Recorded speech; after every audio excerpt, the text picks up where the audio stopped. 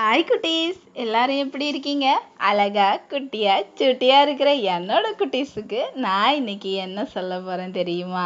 ஆமா, நீங்க எந்த தப்புமே பண்ணாம உங்க அம்மா அப்பா, உங்களை சுத்தி இருக்கிறவங்க, உங்க ஃப்ரெண்ட்ஸு, உங்க டீச்சர்ஸ் எல்லாரும் நீங்க தான் தப்பு பண்ணீங்க அப்படின்னு சொல்லிட்டு உங்க மேல குற்றச்சாட்டுகளை வைக்கிறாங்களா? கவலைப்படாதீங்க குட்டீஸ், உங்க கூட ஏசப்பா இருக்காரு. ஏன் தெரியுமா?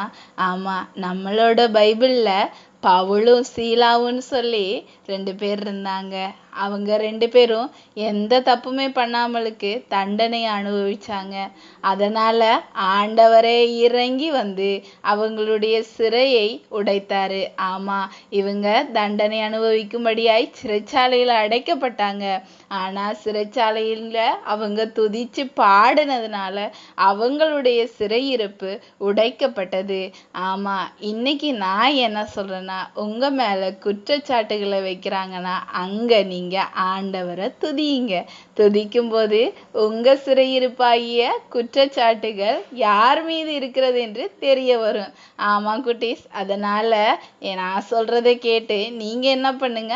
ஆண்டவரை துதிங்க. ஓகே, பாய் குட்டீஸ்.